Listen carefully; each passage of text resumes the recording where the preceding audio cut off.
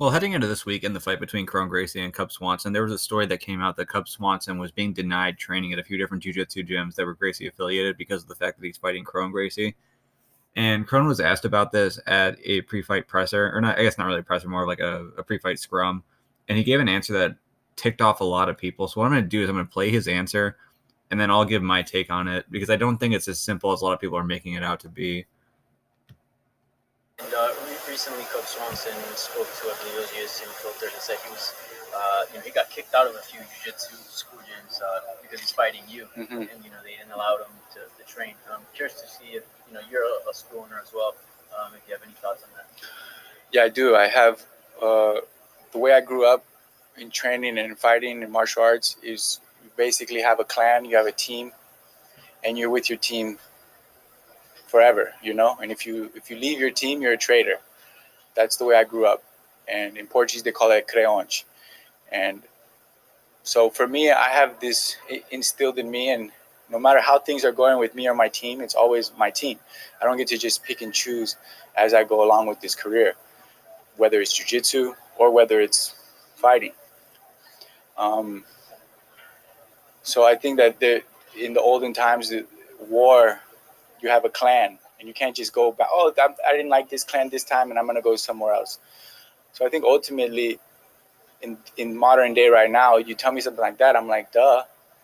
But I want to see what gym actually told him not to, because I saw him have a photo with a jiu-jitsu gym, and I saw that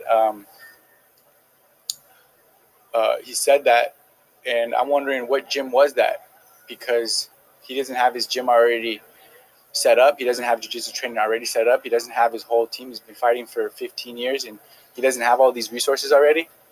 So it doesn't make any sense to me that this happened now, and it doesn't make any sense to me that what gyms didn't let them train, that he was so interested in training that was going to make such a difference. And if so, let me know so I can send you guys some shirts. We'll ask him when it comes.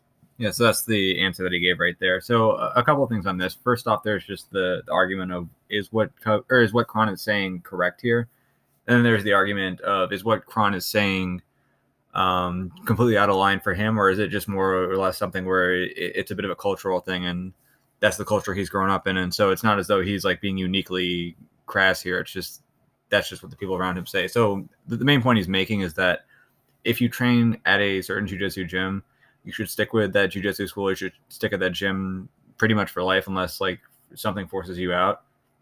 And if you choose to go somewhere else and train somewhere else, then effectively you're a traitor, or a creonte would be the term used in Portuguese. That argument is not an argument that is unique to Kron Gracie. That's an argument that you hear a lot in the jiu-jitsu community, although in America, it's definitely not as big of an argument as it may be like in Brazil. Personally, I think the idea of a creonte is absolutely hilarious. I come from a marketing background, and in marketing, one of the big things you learn is that turnover or churn is something you really want to avoid if you're running a business. And if you can get a customer and get a really big lifetime value out of them, there's definitely a lot of value in that from a marketing perspective. It's a lot easier to get one person to pay for 12 months of membership at a gym than it is to get 12 people to pay for 1 month. So the idea being, if you get someone and you're able to keep them around, that's great for business. Think about it like with any other subscription, like Netflix, for example. It'd be great for Netflix to get a bunch of customers who just stick around and never cancel, rather than having people who get Netflix cancel and then join Hulu. But the thing is, like in jiu-jitsu or in some martial arts where you have this idea of the creonte or the traitor, I just think it's funny that it's sort of like normal for some of these businesses to call a customer who leaves a traitor. But the idea of like Netflix calling you a traitor, or like just giving you a tongue lashing if you went to Hulu, like just the idea of any other business doing something similar with the term creonte, it's just kind of funny to me. But obviously, with that being said, it's both humorous but also ridiculous. But with that being said, like I was mentioning, creonte is an actual thing in jiu-jitsu. And I train in the Chicago area, and there's a really big Carlson Gracie contingent out here. And what you'll see on all of their rash cards, and this is from their official online shop, is they all say no creonte on them.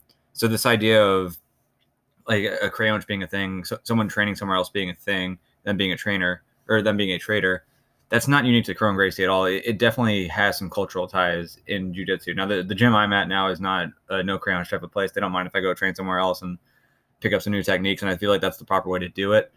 This is a sport after all, and for the most part, if you are training at a gym, you're probably paying to train at the gym, so therefore you're the customer, and the idea that the business owner should make you feel like shit if you want to go somewhere else, or because you feel like they're going to give you better services or unique services. It's ridiculous, but it isn't as though Kron Gracie's coming out of left field with this. It's just he comes from a Gracie family. He comes from a really traditional martial arts school, and to him, no Creonte is part of the culture there. So all he was really saying was just sort of repeating what's part of the culture. So I wouldn't take what he said as like an indictment on his character. I just think that's the culture he's based around, and to him and to other people that he trains with, that's normal, and that's the correct way of looking at things. But just to me, if you're having to make the argument of whether or not this no Creonte thing is fair or if it's smart, no, I would not argue that no Creonte is a smart thing. If Cub Swanson wants to go to other gyms, train, and try to learn from other people, then good for him. Nothing wrong with that. Nothing wrong with trying to find different styles. Different gyms have different styles. Oftentimes the head coach will teach a lot of moves that are similar to things that he likes to do. So you'll have gyms where they specialize in certain areas. Some gyms specialize more in no-gi. Some gyms specialize in gi. Some gyms have guys who are really good leg lockers. Some gyms don't. Some gyms have guys who are really good at butterfly guard, who are good at X guard, who are good at guillotines. So if you know you're fighting someone who specializes in a certain area, that there aren't a whole lot of training partners for you that specialize in a similar area, it's not a bad idea to go out and try to seek those people out and get some rounds in with them. So if Cub's saying, hey, look, I'm going up against a Gracie, why don't I go to some Gracie gyms and train with some guys who really have like that basic closed guard Gracie style, kind of like Kron does, I don't blame him for doing that. I don't think there's anything immoral about it.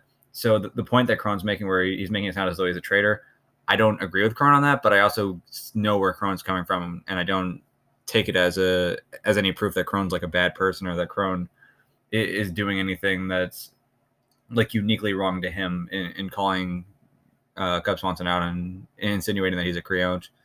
So that's just my take on the situation. But either way, they're gonna be fighting tomorrow. Can't wait for that fight. Can't wait to see how Kron looks. He's obviously a fantastic grappler. If he gets the fight to the mat, you would figure he's probably gonna have the edge there and he's probably gonna get a finish. But closing the distance on a guy who's a very good boxer like Cub Swanson is not gonna be easy. I still don't know what to take away from Kron's first fight against Alex Caceres in terms of his striking.